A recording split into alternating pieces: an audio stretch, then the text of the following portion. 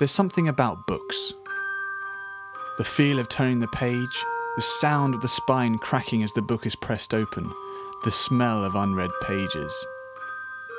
But is the reign of the book almost over?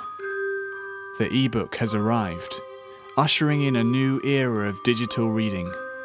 This is the War of the Words.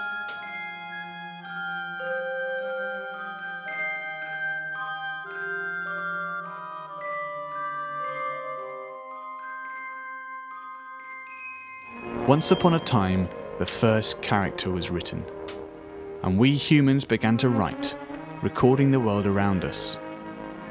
From papyrus, manuscripts, and paper books, through the invention of the printed word to the world of typewriters and computers, books have become integral to our everyday lives. Whether they are read for pleasure or education, the importance of reading and of writing has become a wholly human trait.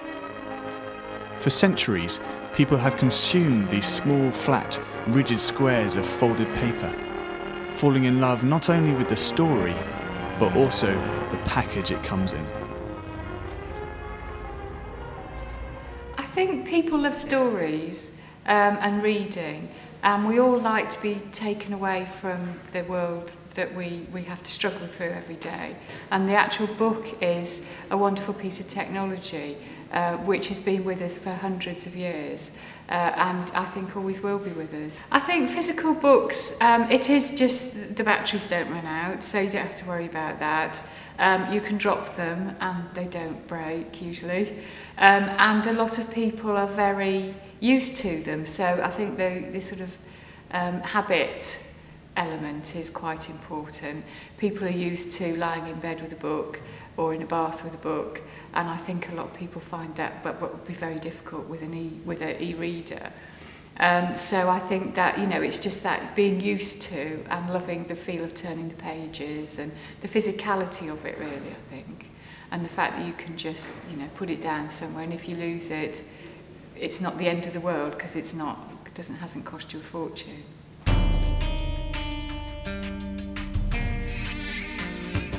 But there's a stranger in town.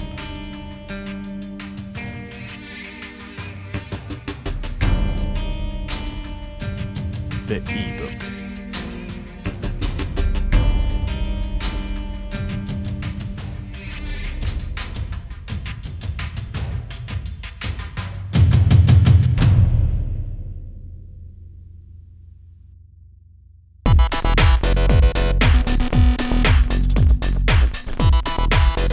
I've been reading ebooks for a couple of months.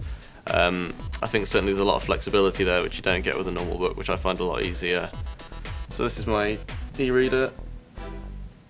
Pages turn nicely like a real book. If I want to change font size, anything like that, I can adjust the book to however it's comfortable to me, which is really beneficial, obviously for older readers or whatever your eyesight goes. Yeah, flip forward and back. You can also scan through the book quite quickly at the bottom using trackbar. The experience is a lot more like reading an actual book than if you consider say a laptop, where you're sat with a screen in a very set position and you're slowly getting a stiff neck as you're scrolling through this PDF. With this, I can hold it like a book, I can hold it either way, I can move it around, so I'm comfortable reading. The possibilities of e-books are just so endless, whereas with a physical book, pretty much what you've got there is what you've got, and you'd have to make effort to go and find out other things.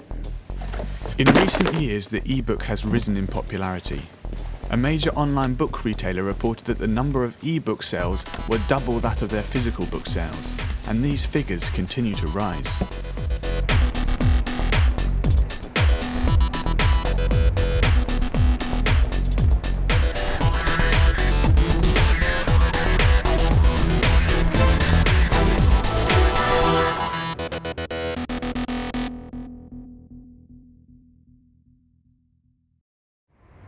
This drop in sales is a symptom of a greater threat than the rise of a new format.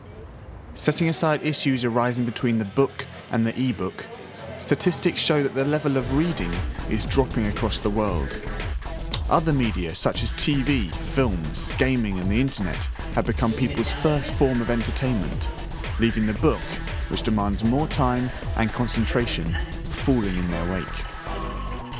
But this is not solely due to the rise of ebooks. People have fallen out of love with reading, and this could have massive consequences. The more you read, and if you read more literary things, then you're bound to increase not only your capacity to analyse the world and the life and things, but also to improve your ability to express opinions and feelings about things. There's you can stand on other people's shoulders in that respect, and use other people's ideas, thoughts, researches, and develop your own ideas based on those. And I think, the more you read, the more fluent and eloquent you're going to be. I think also, just for me, the sheer enjoyment of the language is the joy of reading, because the English language is a beautiful language, and when it's used really well, it's just wonderful. When you find an author that uses language in that way, it really helps you to understand your own language and the culture you're in, and how to express what you're feeling. So I just think that's the joy of it. And I do think everyone should read. But I would say that, wouldn't I? But I think when people find the right book for them, they would agree. In the end, the battle against formats is just that, a battle.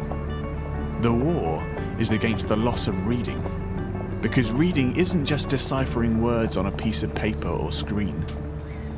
It's much more than that.